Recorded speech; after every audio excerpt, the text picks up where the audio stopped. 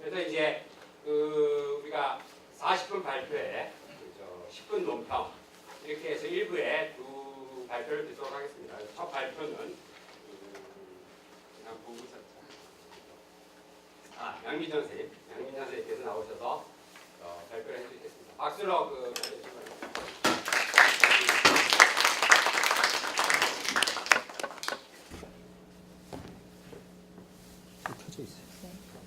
네, 안녕하세요. 저 발표문을 읽도록 하겠습니다. 제목은 그림으로서 평가하기, 회화적 재현의 예술적 가치 개념에 대한 고찰입니다. 네. 회화적 재현의 가치에 대한 문제는 다음과 같은 의문으로 나타낼 수 있다. 우리가 그림을 보는 이유는 무엇인가? 고흐가 그린 구두를 보는 것은 실제 구두를 보는 것과 그리고 구두를 묘사한 글을 읽는 것과 어떻게 다른 가치를 가지는가? 전통적인 모방론과 형식주의가 이러한 의문에 적절한 대답을 내놓을 수 없음은 분명하다. 모방론에 따르면 어떤 그림이 가치를 가지는 것은 실제로 보기에 가치 있는 대상들을 모방하였기 때문이다. 그러나 고흐의 구두가 흥미로운 것은 실제 구두의 모습이 흥미롭기 때문만은 아니다. 또한 사진이 실제 구두를 훨씬 더 정확하고 자세히 모방했다고 해서 그 사진이 고흐의 그림보다 훨씬 더 큰 가치를 가지는 것도 아니다. 우리는 회화에 사진과는 다른 가치 기준을 적용하는 것 같아. 형식주의는 어떠한가? 형식주의에 따르면 고흐의 구두가 가치를 가지는 이유는 선, 면, 형태, 양감, 색 등의 형식적 특징들 및 이들 간의 상호작용 때문이지 재현된 내용 때문이 아니다. 즉 형식주의에 따르면 고흐의 구두가 가치를 가지는데 그것이 구두를 재현한 회화라는 사실은 관계가 없다. 그러나 과연 고흐의 구두가 그것이 구두를 그렸다는 사실을 배제한 채 정당한 평가를 받을 수 있는가? 모방론과 형식주의의 난점은 재현적인 회화의 형식과 내용을 분리해서 평가할 수 없다는 사실을 간과한 데서 나온다. 재현적인 회화의 가치는 그것이 우리에게 재현되는 바를 어떻게 보여주는가에 달려있다. 이것을 설명하는 한 가지 방식은 이른바 재현적인 회화의 예술적 가치에 주목하는 것이다. 즉, 고흐의 구두는 재현적인 회화라는 예술작품으로서 실제 구두와는 다른 예술로서의 가치를 가진다는 것이다. 최근의 미학계에서는 전통적인 미적 가치를 지지하는 입장과 예술적 가치의 개념을 주장하는 입장 간에 활발한 논쟁이 벌어지고 있으며 이러한 논쟁에는 미적 가치와 예술적 가치의 정의 및 미적 경험과 예술의 정의, 그리고 예술의 미적, 인지적, 감정적, 도덕적 함의를 예술의 가치와 관련하여 어떻게 다루어야 할 것인가의 문제가 복잡하게 얽혀 있다. 그러나 예술적 가치라는 개념을 어떻게 이해하는가는 학자들마다 다르며 그러한 개념이 미적 가치 개념에 비해 더 나은 설명력을 가질 수 있는지에 대해 회의적인 입장도 만만치 않다. 본문은 회화적 재현의 가치를 설명하는 것으로서의 예술적 가치라는 개념을 과연 어떻게 이해해야 할 것인지 그리고 그러한 개념이 회화적 재현의 가치를 설명하는 데 있어 어떤 역할을 할 수 있는지에 대해 고찰해 봄으로써 이러한 논쟁을 바라보는 하나의 시각을 제시하는 것을 목표로 한다. 1. 비미적 예술적 가치란 없다. 전통적으로 예술이 가지는 여러 가치들 중에서도 예술을 특징 짓는 가치는 미적 가치라고 여겨져 왔다. 그러나 몇몇 이론가들이 미적 가치와 구분되는 예술적 가치 개념의 필요성을 주장하기 시작하면서 예술적 가치 개념은 최근 많은 이들의 지지를 얻고 있다. 이러한 흐름에 도전을 제기함으로써 많은 관심을 불러일으킨 것은 바로 로페스의 비미적 예술적 가치의 신화이다. 로페스는 이 논문에서 미적 가치와 구분되는 특징적인 예술적 가치란 없으며 다만 각 예술 장르의 특징적인 미적 가치만이 있을 뿐이라고 주장한다. 우선 로페스의 주장을 살펴보기로 하자. 예술적 가치 개념이 필요하다고 보는 이들은 그 강력한 근거로서 독창성과 인지적 가치, 도덕적 가치 등의 비미적 예술적 가치들이 존재한다는 점을 든다. 이는 예술이 예술로서 가지는 가치는 미적 가치만이 아니라 다원적인 가치들일 수 있음을 주장하는 것이다. 그러나 예술이 가지는 수많은 가치들을 모두 예술적 가치라고 할 수는 없다. 예술은 미적, 인지적, 도덕적 가치뿐 아니라 투자로서의 가치, 사회적 상징으로서의 가치, 치료적 가치, 신학적 가치, 프로파간다 가치, 장식으로서의 가치 등도 가질 수 있다. 따라서 예술적 가치라는 개념이 의미 있음을 주장하기 위해서는 예술에 들어있는 수많은 가치들 중 특징적으로 예술적인 가치들을 구분할 수 있어야 한다. 로페스가 이 일을 제기하는 부분은 바로 이 부분이다. 그의 주장은 작품들의 예술적 가치와 비예술적 가치들 사이를 구분할 수 있는 비미적인 예술적 가치 개념이란 존재하지 않는다는 것이다. 로페스가 우선적으로 제외시키는 것은 이른바 사소한 이론이다. 이러한 이론들은 예술적 가치를 비예술적 가치로부터 구분하고자 하지만 결국 너무 많은 가치들을 예술적 가치에 포함시키게 됨으로써 예술적 가치라는 개념을 사소하게 만든다. 로페스가 예로 들고 있는 월터 스토프의 이론을 보자. 월터 스토프는 예술적 가치란 예술작품이 만들어지거나 배포된 목적에 사용될 때 실현되는 가치라고 제안한다. 그러나 예술은 수많은 목적들을 위해 만들어지고 배포된다. 예술가는 미적인 목적으로 작품을 만들 수도 있지만 큰 돈을 벌거나 명성을 얻고자 하는 목적으로, 어떤 정치적인 의식을 불러일으키고자 하는 목적으로, 또는 자신의 작품을 감상하는 사람들에게 정신적인 위안을 주고자 하는 목적으로 작품을 만들 수도 있으며, 예술작품을 배포하는 사람들 역시 금전적인 이득을 얻기 위해서라든지 어떤 교육적, 종교적 목적을 위해 작품을 배포할 수 있다. 이러한 정의에 의하면 예술적 가치는 미적 가치뿐만이 아니라 금전적 가치, 프로파간다 가치, 신학적 가치, 도덕적 가치, 치료적 가치 등도 포함하는 것이 된다. 예술에 들어있는 모든 가치가 예술적 가치인 것은 아니라고 주장하기 위해서는 더 강한 이론이 필요하다. 로페스는 그러한 이론이 될 가능성이 있는 후보로 두 가지 모델을 든다. 우선 월튼의 예술 범주에 대한 논의에 바탕을 둔 모델을 살펴보자.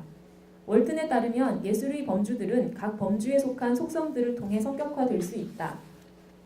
이 속성들은 표준적인 속성, 반표준적인 속성, 그리고 가변적인 속성들로 구분될 수 있는데, 표준적인 속성이란 작품이 그 속성을 가지는 것이 그 범주에 속하는데 기여하게 되는 속성이며, 반표준적인 속성이란 그 속성을 가지는 것이 그 범주로부터 벗어나게 하는 속성, 그리고 가변적인 속성이란 어떤 작품이 그 범주에 속하는데 어떤 영향도 끼치지 않는 속성을 말한다.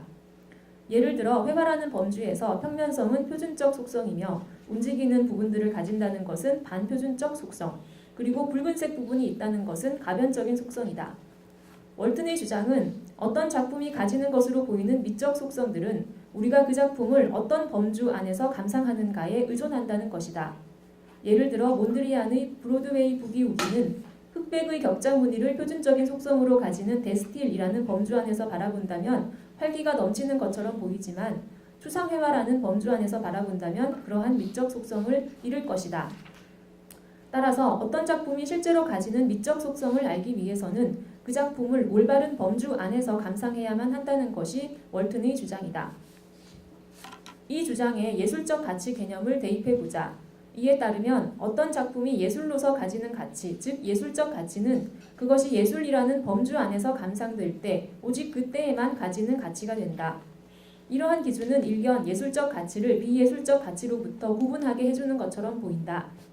예를 들어 어떤 그림이 사회적 신분의 상징으로서 가지는 가치는 그 그림을 예술이라는 범주 안에서 바라본다면 두드러지는 가치가 아닐 것이다.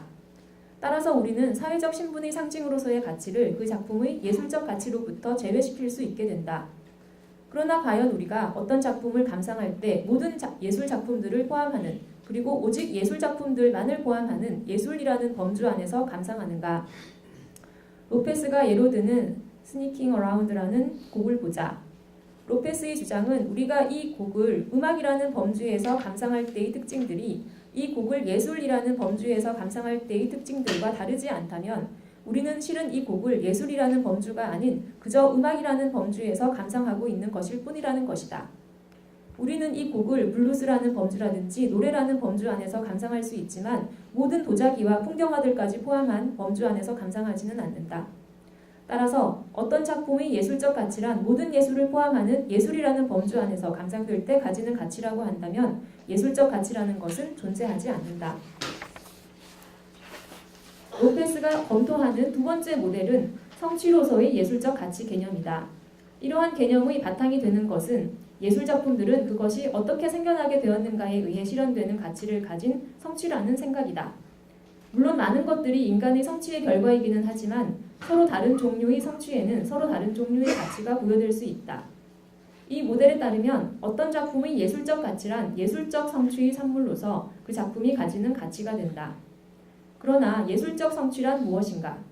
어떤 행위가 성취가 되기 위해서는 그 관련 관행이나 관습 내에서의 목표에 맞는 행위여야 한다. 그렇다면 우리는 어떤 관행이나 관습이 예술을 만드는 관행이나 관습인지를 물어야 할 것이다. 로페스는 그러한 질문에 대한 답변의 모델이 될 수 있는 하나의 예로 회화에서의 성취를 설명하는 보라임의 이론을 들고 있다. 보라임에 따르면 회화는 안에서 보기를 지지하는 하나의 표면을 만들어내는 행위의 산물로서 이해할 수 있으며 그러한 행위는 의도적인 것으로서 그 산물이 의미를 전달하게 되도록 만드는 주제화하는 행위이다. 따라서 회화에서의 성취란 의식적으로 안에서 보기를 지지하는 표면을 만들어내는 행위에 의해 실현되는 성취라고 할 수 있다. 주제화 행위에 대한 이러한 관념은 회화를 회화로서 평가한다는 것이 무엇인가에 대한 하나의 이론을 제시할 수 있을 것처럼 보인다. 고흐의 구두가 가지는 회화로서의 가치는 회화적 성취, 즉 회화의 재료들을 사용하여 의미를 전달하도록 하는 성취의 산물로서의 가치이지 작품 중개인으로부터 많은 돈을 받고자 하는 성취의 산물로서의 가치가 아니라고 말할 수 있기 때문이다. 로페스가 제기하는 반론은 이러한 모델에 따라 예술적 가치를 예술적 성취의 산물로서 가지는 가치라고 할 수 있기 위해서는 예술을 만드는 행위를 주제화하는 행위라고 할 수 있어야 하나 사실 예술은 주제화하는 행위라고 할 수 없다는 것이다.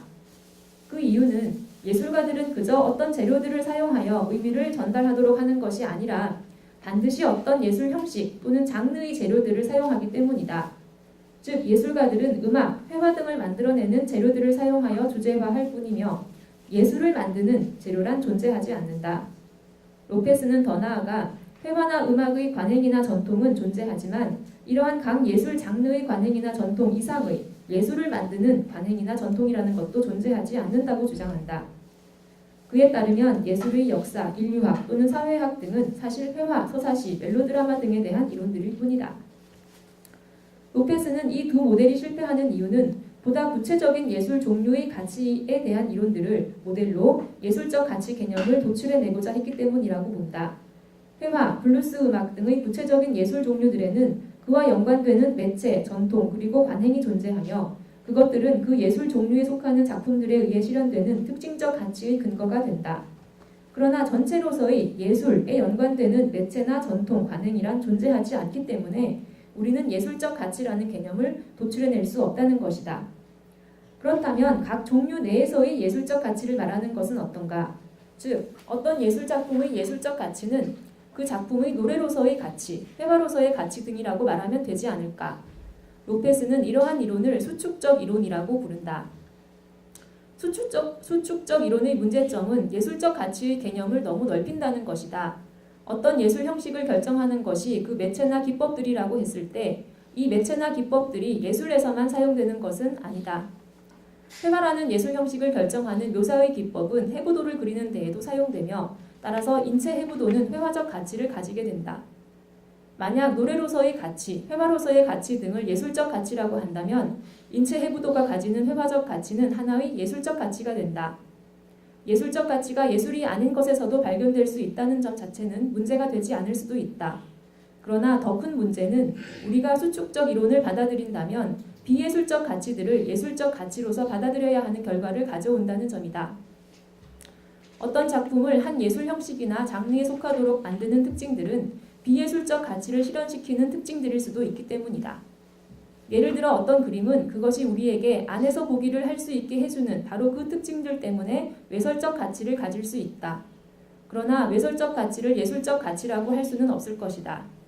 따라서 수축적 이론은 결국 비예술적 가치들까지도 예술적 가치로 만들어버림으로써 사소한 이론으로 귀결되고 만다. 로페스의 제안은 특징적으로 예술적인 가치란 미적 가치라는 전통적인 견해로 돌아가되 그것을 다소 수정하는 것이다. 전통적인 미적 가치 이론이 미적 가치에 대한 일반론을 찾아내어 그것을 모든 예술에 적용시키는 위에서 아래로의 방식이었다면 로페스가 제안하는 아래에서 위로의 방식은 구체적인 예술 형식 또는 나아가 다른 인공물들이나 자연물에 의해 실현되는 가치로서의 미적 가치에 대한 이론을 전개하는 것이다. 그러나 이러한 입장을 취한다고 해서 예술이 가지는 인지적, 도덕적 가치 등을 배제하는 것은 아니다. 대신 로페스는 예술작품의 인지적, 도덕적 가치가 미적 가치와 상호작용하는 방식에 대해 의미 있는 논의가 이루어지기를 희망한다.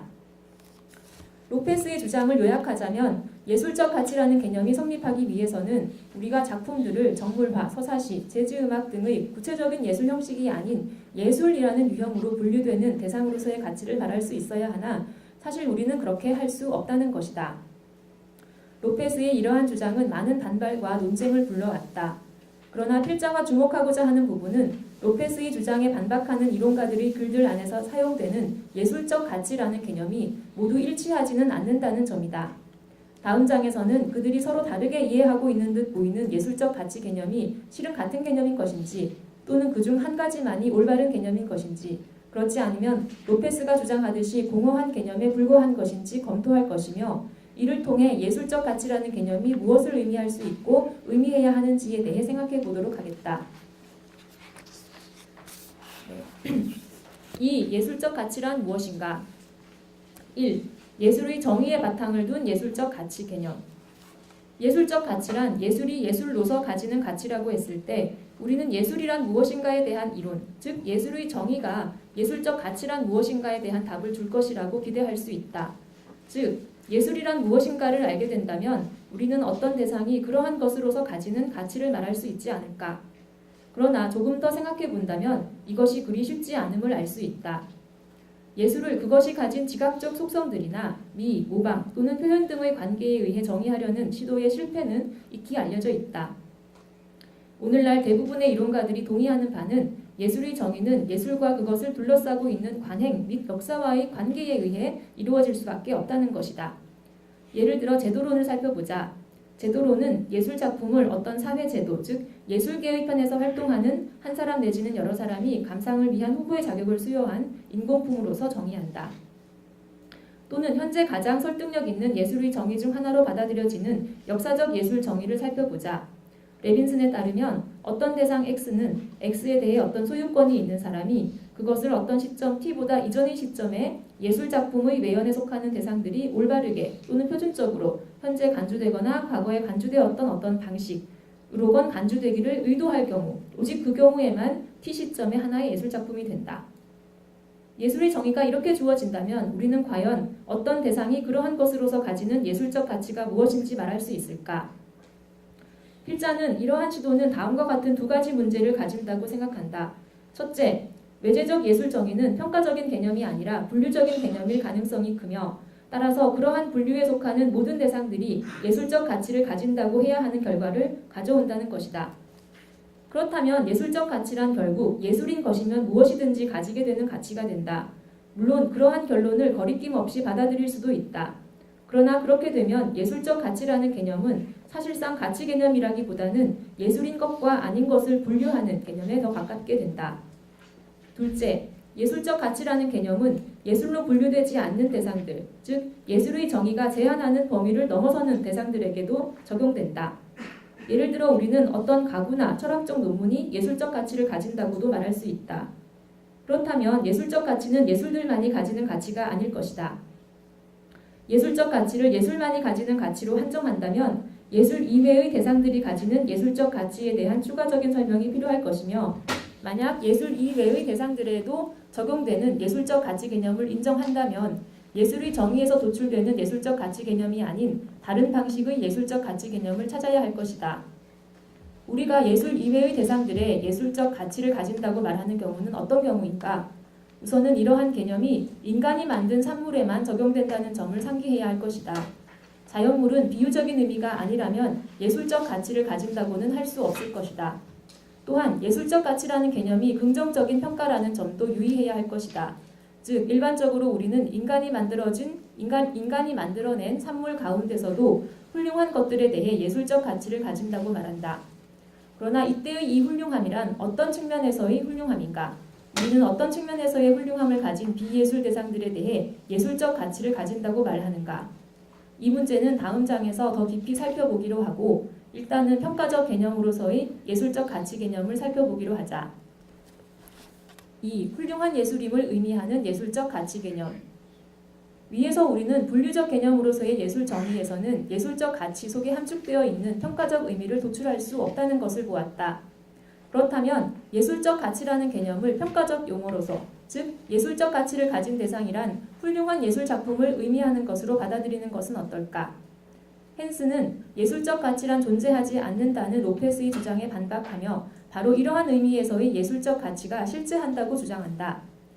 헨슨에 따르면 사람들이 예술적 가치라는 용어를 사용할 때 적어도 그 표준적인 용법에서는 미적 가치, 인지적 가치, 정치적 가치, 경제적 가치 등과 동등한 가치의 한 종류를 의미하는 것으로 사용하는 것이 아니다. 예술적 가치란 훌륭한 예술이라는 개념으로부터 파생되는 개념으로 예술적 가치란 모든 예술 작품들이 그것이 훌륭한 예술인 정도만큼 가지게 되는 것을 가리킨다. 따라서 어떤 것이 다른 것보다 예술적 가치를 더 가진다고 말하는 것은 그것이 더 나은 예술이라고 말하는 것 이상도 이하도 아니다. 헨스는 이러한 예술적 가치 개념이 예술에 대한 우리의 전 이론적 관념과 일치한다고 생각한다. 어떤 사람이 무엇이 어떤 것을 훌륭한 예술로 만드는가 라고 물었을 때 그것이 가진 예술적 가치이지 라고 대답하는 것은 사실상 대답이 아니라는 것이다. 이에는 예술적 가치라는 용어가 어떤 것이 훌륭한 예술임이라는 개념에 의해 완전히 결정되는 것이며 그 이상의 어떤 내용도 가지지 않는다는 것을 보여준다. 예술적 가치란 가치의 한 종류가 아니라는 것을 보여주는 또 하나의 증거는 어떤 것이 좋은 예술이 되는 데 기여하는 모든 특징들은 예술이 아닌 어떤 것의 예술적 가치에 기여하지 않는다는 점이다. 만약 예술적 가치가 가치의 한 종류라면 어떤 것이 예술인지 아닌지가 그러한 종류의 가치를 가지는 데 영향을 주지 말아야 한다.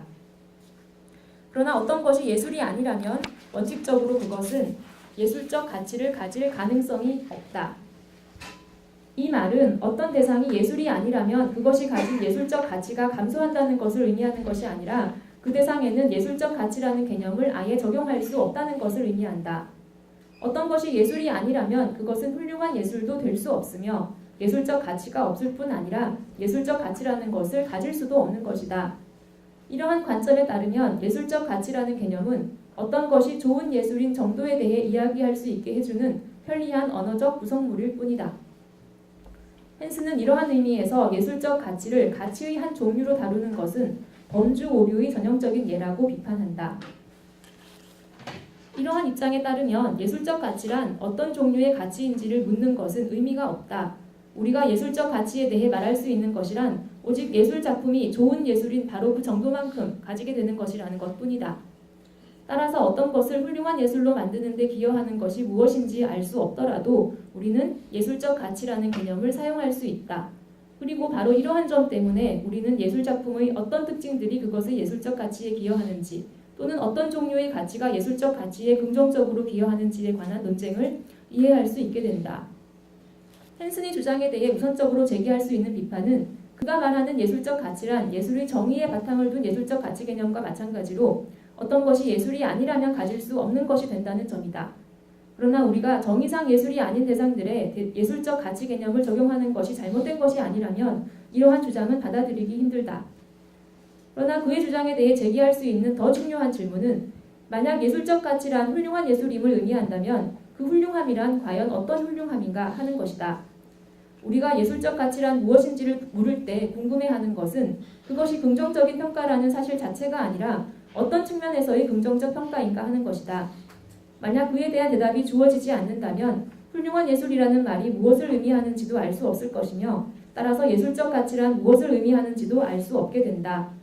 즉 헨슨의 주장은 그저 우리가 예술적 가치라는 용어를 의미 있게 사용한다는 주장일 뿐 그 이상의 어떤 실질적 주장도 아니게 된다.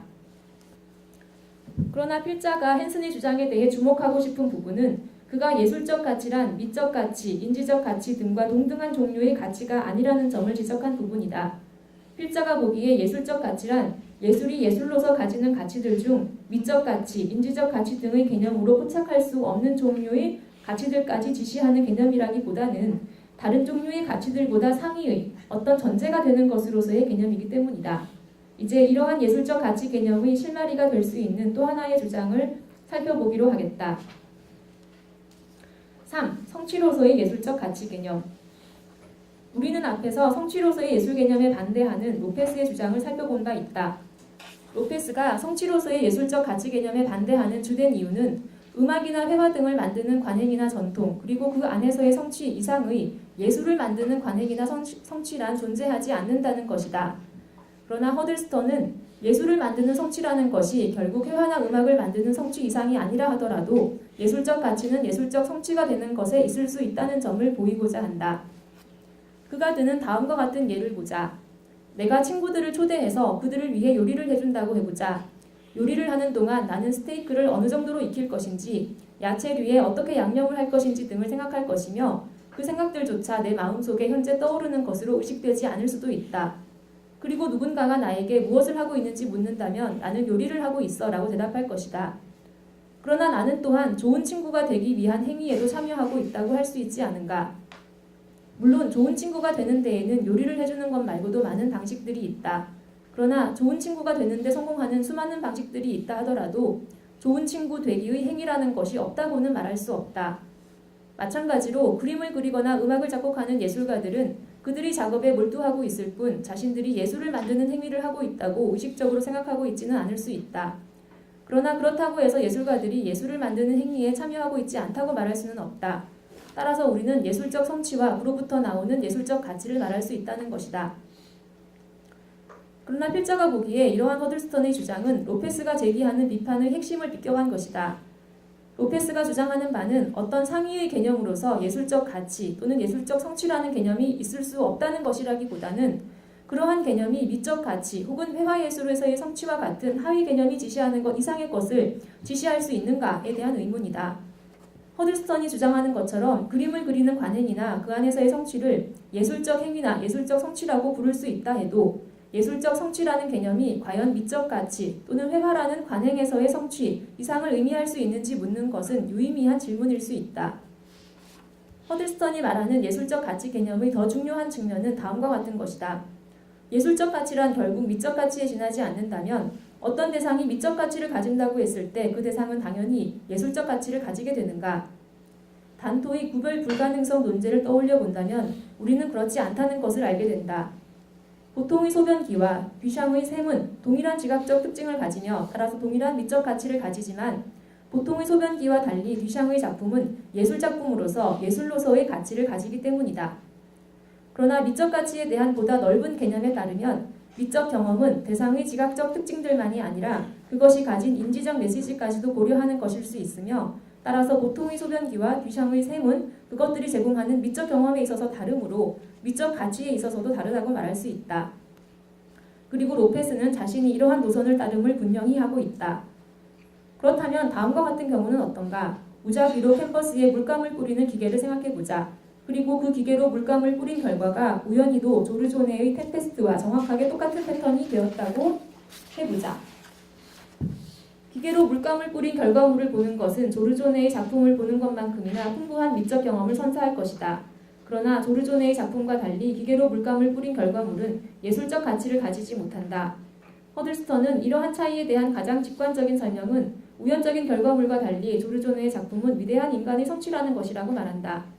만약 미적 가치가 로페스가 주장하듯 예술이 예술로서 가지는 가치의 하나라면 그것은 바로 그 미적 가치가 예술가에 의해 성취된 것이기 때문이다. 이러한 주장에 대해 로페스가 제기할 수 있는 반론은 미적 가치에 대한 넓은 개념을 바탕으로 사실상 그 두 그림의 미적 가치 역시 동일하지 않다고 주장하는 것일 것이다. 그러나 그렇다면 그 미적 가치에 있어서의 차이는 어떤 차이인가? 허들스턴은 결국 그 대답 역시 성취 가치에 있어서의 차이일 수밖에 없다고 말한다. 조르조네의 작품에 대한 미적 경험이 더 풍부한 이유는 우리가 그것이 기계에 의한 우연적 산물이 아닌 인간이 성취한 결과라는 것을 알고 경험하기 때문이다. 이제 로페스가 마지막으로 주장할 수 있는 것은 예술적 가치란 예술작품이 가지는 미적 가치 이상이 아니라는 것이다. 그러나 허들스턴이 보기에 이러한 입장조차도 의심의 여지가 있는데 그 이유는 비록 미적 가치가 예술적 가치를 추적하여 더 큰 예술적 가치를 가진 작품은 더 나은 미적 경험을 선사하는 것이 사실이라 하더라도 미적 가치와 예술적 가치가 동일한 것은 아닐 수도 있기 때문이다. 허들스턴은 미적 가치란 감상의 가치인 반면 예술적 가치는 예술가의 성취 자체에서 실현되는 가치로서 미적 경험은 예술적 가치가 존재하는 곳이라기보다는 예술적 가치에 대한 반응으로서 보아야 한다고 생각한다. 필자는 미적 가치라는 개념으로는 포착할 수 없는 인간의 성취로서의 예술적 가치 개념이 필요하다는 데 대해서는 동의하지만 그러한 예술적 가치 개념이 그 감상보다는 예술가의 성취 자체에서 실현되는 가치라는 데에는 동의할 수 없다. 허들스턴은 4분 내에 1마일을 주파하는 것은 상당한 성취이지만 그러한 성취의 가치가 경기장에 있는 관중들이 그러한 성취를 감상하는 데 있는 것은 아니라는 점을 들어 자신의 주장을 옹호한다. 그러나 이러한 유비는 운동 경기와 예술 간의 차이를 무시하는 것이다. 필자는 예술이란 운동 경기와 달리 감상되기 위한 것이며 예술적 가치라는 개념은 단순히 예술가가 이룬 어떤 가치를 의미한다기보다는 예술가가 이룬 것을 그러한 것으로서 감상하는 데서 나오는 가치를 의미한다고 생각한다. 그렇다면 예술적 가치란 결국 예술작품이 가지는 넓은 의미에서의 미적 가치를 의미하는 것인가? 그러나 문제는 이렇게 되면 우리는 다시금 예술작품이 아닌 것이 가지는 예술적 가치를 설명할 수 없게 된다는 것이다. 이제 마지막으로 비본질주의적 예술적 가치 개념이 이러한 예술적 가치 개념을 설명할 수 있는지 살펴보겠다. 비본질주의적 예술적 가치 개념. 스테커에 따르면 예술적 가치란 예술작품들을 예술로서 평가하는 데 관련되는 가치로서 미적 가치와 동일하지는 않지만 미적 가치를 포함할 수도 있는 어떤 가치 유형을 의미한다. 스테커는 예술이란 무엇인가에 대한 대답이 예술적 가치란 무엇인가에 대한 대답에 도움이 되지 않는다는 점을 인정한다. 즉, 예술적 가치에 대한 본질주의적 개념이란 예술이 본질로부터 이끌어내는 예술적 가치 개념이라고 할 때 스테커는 예술적 가치에 대한 본질주의적 개념화가 가능할 것이라고 생각하지 않는다. 또한 그는 예술적 가치를 정의할 수 있을 것이라고도 생각하지 않는다. 예술적 가치는 예술가들이 그들의 작품이 속하는 예술 형식과 장르의 기능을 매개로 하여 그들의 작품 안에서 성취하고자 의도한 바로부터 나오며 그러한 기능들은 예술가의 의도와 문화적 기대의 변화에 따라 변할 수 있는 것이기 때문이다. 그러나 그렇다고 해서 우리가 예술적 가치를 비예술적 가치로부터 구분할 수 없는 것은 아닌데 예술적 가치는 예술적 가치란 무엇인지에 대한 개념에 기대지 않고서도 구체화될 수 있기 때문이다. 스테커는 예술적 가치를 구체화할 수 있는 방법을 다음과 같이 제시한다. 즉 어떤 작품이 그러한 방식으로 가치 있다는 것을 감상하기 위해서 그 작품을 이해할 필요가 있다면 그것은 예술적 가치이며 만약 그렇지 않다면 그것은 예술적 가치가 아니다.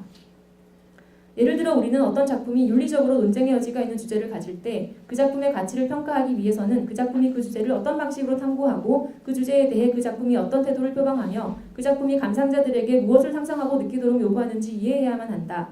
따라서 그 작품이 가지는 인지적 혹은 윤리적 가치는 예술적 가치이다. 그러나 그 그림이 벽에 있는 구멍을 가리는 데 사용되는 가치라든지 금전적 가치를 가진다는 것을 알기 위해서는 반드시 그 작품을 이해할 필요가 없으므로 이러한 가치들은 예술적 가치가 아니라고 할 수 있다. 이제 이러한 스테커의 주장이 로페스의 비판에 대응할 수 있는지 검토해 보기로 하자.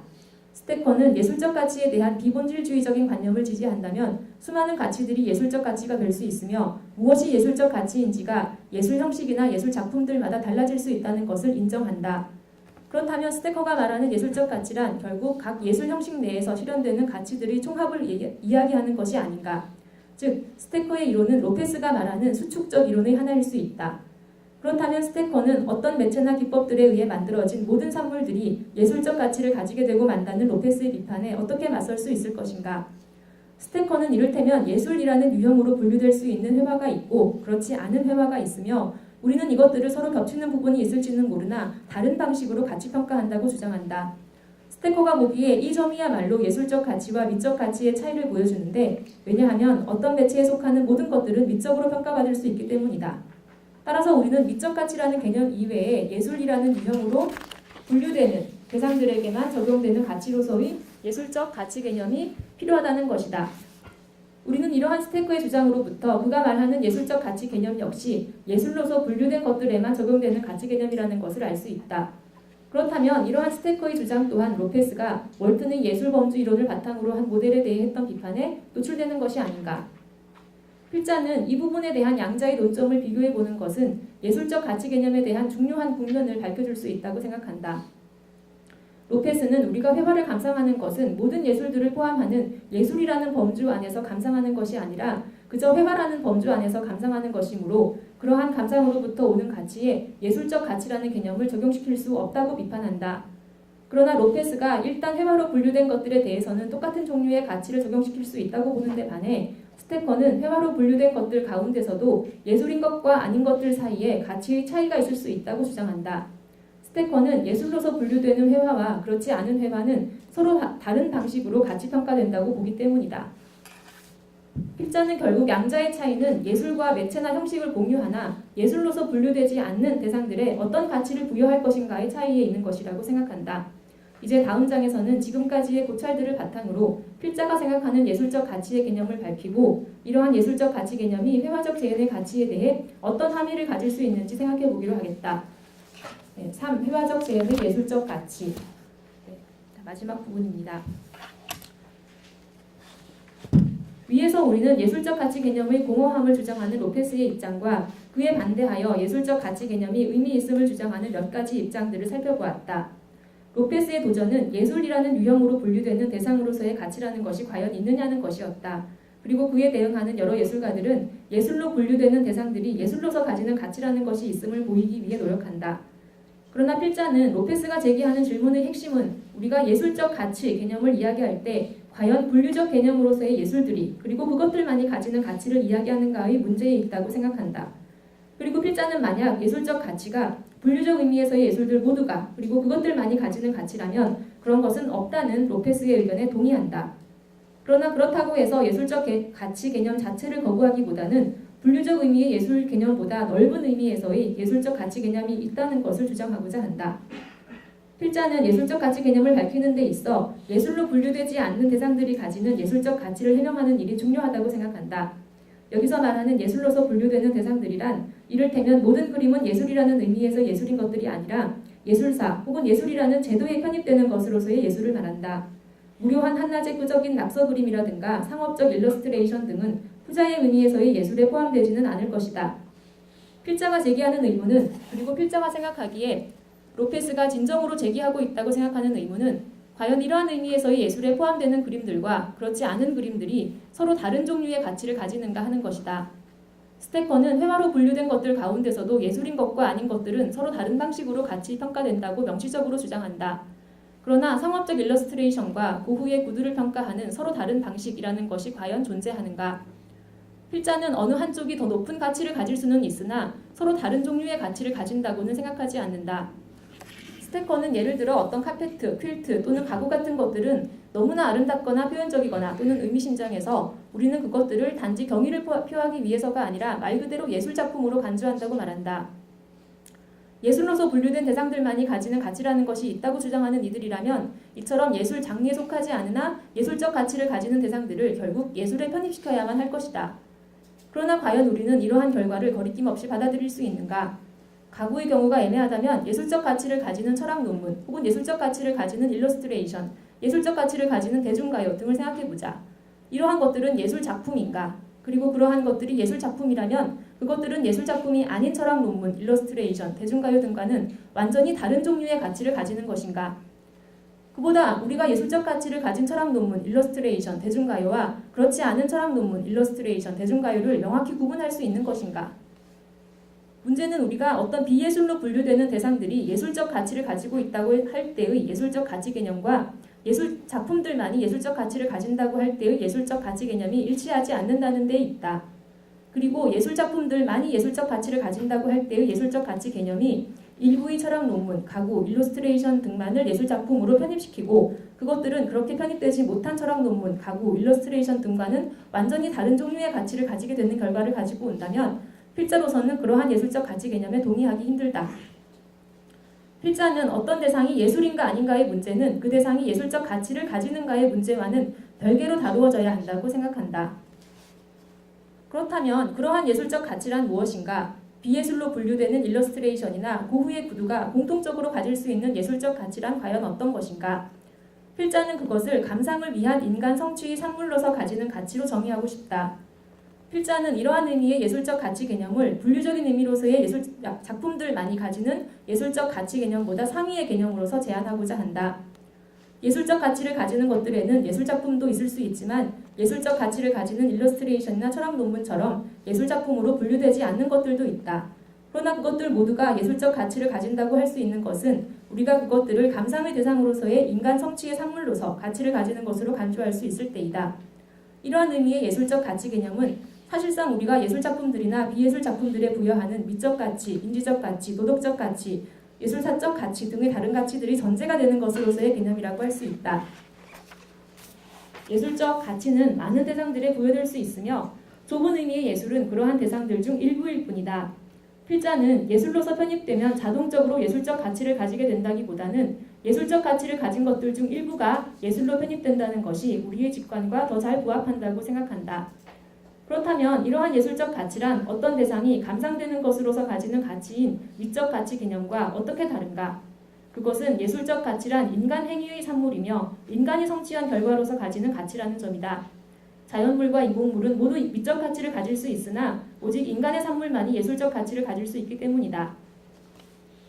이러한 예술적 가치 개념을 보다 명확히 이해하기 위하여 이 개념이 단토의 구별 불가능성 논제에서 나오는 예술적 가치 개념을 어떻게 설명할 수 있을지 생각해 보기로 하자. 필자는 단토가 구별 불가능성 논제에서 결국 말하고자 하는 것은 예술적 가치의 문제라기보다는 예술임의 문제라고 본다. 슈퍼마켓의 비누 상자도 감상을 위한 인간 성취의 산물로서 간주된다면 예술적 가치를 가질 것이다. 실제로 우리는 그 비누 상자의 예술성을 그 디자인의 측면에서 같이 평가할 수 있다. 그러나 그 비누 상자는 예술로 분류되지는 않을 것이다. 따라서 거기에 부여되는 가치의 종류나 관점은 예술 작품으로서의 워홀의 브릴러 박스에 부여되는 가치의 종류나 관점과 다를 수 있다. 필자의 생각에 워홀의 브릴러 박스가 가지는 가치는 아마도 인지적 가치 그리고 예술사적 가치라고 말할 수 있을 것 같아. 그리고 이때의 인지적 가치는 예술에 대한 지식이라는 점에서 특수한 지식을 주는 가치일 것이다. 예술사적 가치란 감상을 위한 인간 성취의 산물로서의 가치를 가지는 것들 중에서 예술인 것들 중에서 일부가 가지는 가치로서 성격화할 수 있을 것이다. 따라서 우리는 예술사적 가치를 가지기 위해서는 일단 예술적 가치를 가져야 한다는 말을 할 수 있을 것이다. 그러나 예술사적 가치에 있어서 더 핵심적인 것은 예술사적 가치를 가지기 위해서는 일단 예술적 가치를 가져야 한다는 사실보다는 예술사적 가치를 가지기 위해서는 예술에 속해야 한다는 사실이다. 필자는 단토의 구별 불가능성 논제의 핵심은 바로 이 점에 있다고 본다. 이제 이러한 예술적 가치 개념을 바탕으로 회화적 재현의 예술적 가치에 대해 생각해 보기로 하자. 고흐의 구두가 감상을 위한 인간 성취의 산물로서 가지는 가치로서의 예술적 가치를 가진다는 것은 분명하다. 더 정확하게는 이 작품은 재현적 회화로서 안에서 만들어내는 인간의 성취의 산물로서 예술적 가치를 가진다. 안에서 보기란 무엇인가? 안에서 보기란 일반적으로 재현적 그림에서 대상을 알아보는 경험을 일컫는 것으로 통용되지만 필자는 그것을 보라임이 원래 이 개념을 제안한 대로 특별한 함축, 즉 이중성을 지닌 경험을 뜻하는 개념으로 받아들이고자 한다. 보라임에 따르면 우리는 표시된 표면과 재현된 대상을 하나의 경험 속에서 동시에 의식함으로써 위대한 화가들이 성취한 그림 표면과 대상 사이의 섬세한 조화를 의식하며 이것이 바로 재현적 회화에 대한 우리 경험의 현상적 측면을 특징 짓는다. 필자가 말하고자 하는 것은 표시된 표면과 재현된 대상을 동시에 의식하는 것이 예술로서 분류된 대상들을 감상할 때에만 일어나는 일은 아니라는 것이다. 우리는 책 속의 사파나 상품 포장지에 그려진 캐릭터들, 심지어는 서투른 낙서 그림을 보면서도 그것이 무엇을 그린 것인지만 파악하는 것이 아니라 그것이 어떻게 그려져 있는지, 그 매체가 어떻게 대상을 구성하고 있는지를 함께 의식한다. 필자는 이러한 점에서 필자가 제안한 것과 같은 보다 넓은 의미의 예술적 가치 개념이 예술에 속하는 대상들만이 아닌 회화적 재현이라는 것 자체의 예술적 가치를 설명하는 데 더 적절할 수 있다고 생각한다.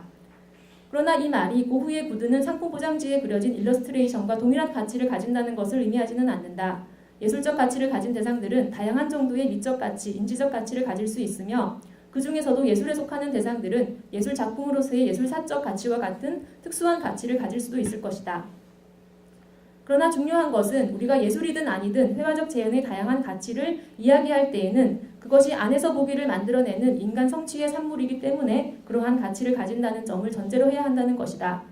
고흐의 구두가 가치를 가지는 것은 그 형식적 요소가 구두라는 재현적인 내용에 표현성을 더해주고 또한 구두라는 재현적인 내용이 그림의 색과 형태에 의미를 부여하여 그 조형적 구성을 더욱 풍부하게 해주기 때문이겠지만 그에 앞서 그러한 모든 것들이 예술가가 이루어낸 것이며 우리가 그 작품을 그러한 관점에서 감상하기 때문에 그러한 가치를 부여받는 것이라는 점을 잊지 말아야 할 것이다.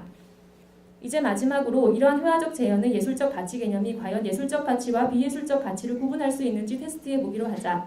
첫째, 필자가 제안한 예술적 가치 개념은 인체 해부도가 예술적 가치를 가지지 않는다는 것을 설명할 수 있는가? 필자는 그럴 수 있다고 생각한다. 필자가 말하는 예술적 가치란 감상을 위한 인간 성취의 산물로서 가지는 가치이다. 그러나 특수한 경우를 제외한다면 인체 해부도는 감상되는 것으로서 경험되고 가치평가되는 것이 아니므로 예술적 가치를 가지는 것이 아니라고 할 수 있다. 즉 필자의 예술적 가치 개념은 회화적 재현에 해당하는 모든 산물들이 예술적 가치를 가진다고 말하는 것이라기보다는 그것을 감상의 대상으로서 간주했을 때 그 대상이 가진다고 할 수 있는 가치 개념이다. 둘째, 필자가 제안한 예술적 가치 개념은 외설적 가치를 비예술적 가치로 제외할 수 있는가? 필자는 역시 그럴 수 있다고 생각한다. 어떤 그림은 우리에게 안에서 보기를 할 수 있게 해주는 바로 그 특징들 때문에 외설적 가치를 가질 수 있지만 그러한 가치는 그것이 인간의 성취의 산물이기 때문에 가지는 가치가 아니기 때문이다. 물감을 뿌리는 기계로 우연히 얻어진 산물이나 사진이 인간이 그린 그림과 지각적으로 동일한 결과물을 낳는다 해도 우리는 그것들이 가지는 외설적 가치는 같다고 할 수 있을 것이며 따라서 외설적 가치를 예술적 가치로부터 제외할 수 있게 된다. 네, 이상입니다. 고맙습니다.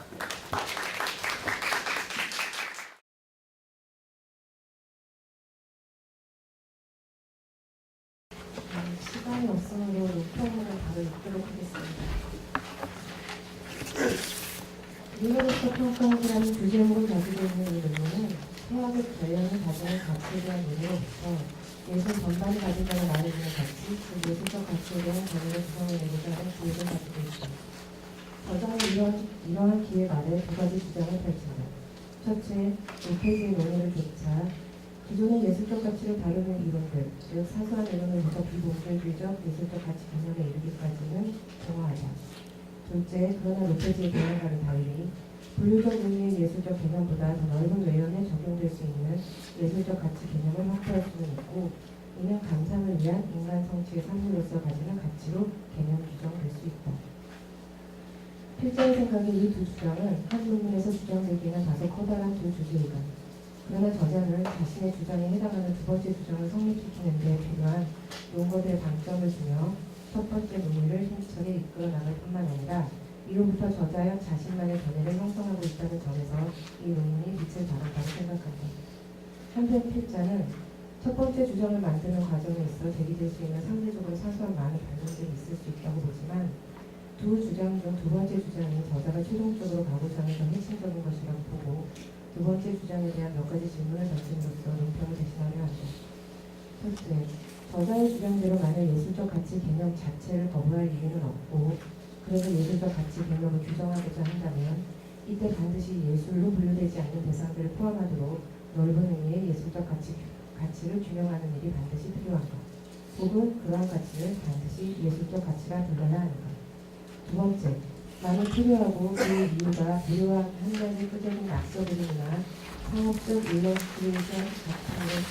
일러스트레이션이 작품으로서의 회화와 다른 종류의 가치 평가를 받는 것이 부적절하다고 생각하는 데에서 비롯된다면 정말 피카소의 아비뇽의 처녀와 토마스 킨케이드의 크리스마스 카드를 장식한 일러스트레이션은 기본적으로 회화적 제한을 있는 동일한 방식의 접근을 하기는 하겠지만 같은 종류의 가치를 지닌다고 말해줘야만 하는 것인가. 3번, 두 번째 논의와 연결하여 저자가 26페이지에서 제시한 브릴로 박스에 의해서 저자의 말대로 그저 비누 상자인 브릴로 박스와 워홀의 브릴로 박스가 서로 다른 종류의 가치를 부여받고 그것이 전자는 예술이 아니고 후자는 예술인 것에서 비롯된다면 이는 한 대상이 분류적 의미의 예술에 속하면 그 대상이 가치롭다고 여겨지는 지점이 달라진다는 주장을 오히려 방증하는 것은 아닐까. 마지막으로 필자는 부족한 질문으로 이루어진 논평문에 이어 예술적 가치라는 문제가 제기되는 애초의 이론적 맥락을 상기시키는 것으로 필자가 생각하고 있는 예술적 가치에 대한 논의 전반이 가지는 한계를 지적하고 싶다. 사실 예술적 가치의 개념이 필요하다고 생각한 이론가들의 출발점은 이전의 전통 미학이 미적 가치를 예술이 지녀야 할 유일한 하나의 가치라고 보는 데에 반대하기 위해서였다. 여기에는 듀샹의 샘과 같은 개념 미술의 사례가 큰 역할을 하게 되는데 왜냐하면 샘이 미적 가치를 가지지 않는다는 것이 아니라 미적 가치가 그다지 중요하게 여겨지지 않는 작품이라 더 넓은 개념이 필요해 보였고 나아가 이러한 작품이 샘 하나인 것도 아니고 예술 전반에 걸쳐 더 수적으로 많아지고 있는 추세였기 때문이다. 실제로 먼로 비오들리 같은 경우는 미적 가치를 예술 작품이 가져야 할 유일한 가치라고 주장하는 이론가였는데 그래서 그의 이론적 비결은 샘이 센세이셔널하긴 하지만 예술작품은 아니라는 주장이었다. 그러나 이후 예술사가 샘을 예술작품으로 그리고 매우 훌륭한 작품으로 손꼽게 되면서 비오즐리와 같은 이론이 힘을 잃었고 그러한 역사적 전환을 설명해야 하는 이론가들에게는 미적 가치를 대신할 무엇이 필요하게 된다. 더욱이 이후 예술은 자신의 경계를 깨고 나가는 혁신의 혁신을 이루는 쪽으로 이끌어져 나가 예술을 바라보는 관점을 넓히지 않고서는 그 가치를 노리는 것이 어려워졌다. 필자가 보기에는 그래서 논문의 글에서도 제시되었듯 월토스포트는 그것을 예술작품이 만들어지거나 배포되는 목적에 맞는 가치고 월트는 예술이라는 범죄 표준적인 가치로 저자를 포함하여 또 다른 이론가들은 허들스턴이고요. 인간적 성취에 부합하는 가치로 예술 정의의 바탕을 둔 이론가들은 제도나 역사적 관점에 부합하는 가치들로 비본질주의자들은 클러스트 개념으로 저자와 같이 개별 가치보다는 더 상위적인 개념으로 예술적 가치의 설명을 시도했던 것이다. 이런 점에서 필자는 저자의 두 번째 주장도 비아즐리 이후 일어나는 예술적 가치의 설명들과 맥을 같이 한다고 합니다. 한편 필자의 생각은 돈의 가치가 돈에서 발생하지만 모든 대상이 가질 수 있는 것처럼 예술적 가치가 예술작품과 분리되어 더 많은 대상에게 적용될 수 있는 한 종류의 독립적인 가치를 지시하는 단어이냐 라고 물어온다면 그런 의미에서 예술적 가치란 없다고 말하는 것이 더 정확한 것 같다. 왜냐하면 대상에 의해 가치가 정해지는 것이 아니라 우리들에게 의미 있는 가치의 종류가 먼저 있고 대상이 이 가치들 중 어떤 것을 가지는가를 말하는 것이 순서일 듯 싶기 때문이다. 미적 가치도 예술에만 적용되는 가치로 주장되지는 않았었다. 그렇다면 왜 많은 이론가들이 예술적 가치를 규명하려 애쓰는 것일까?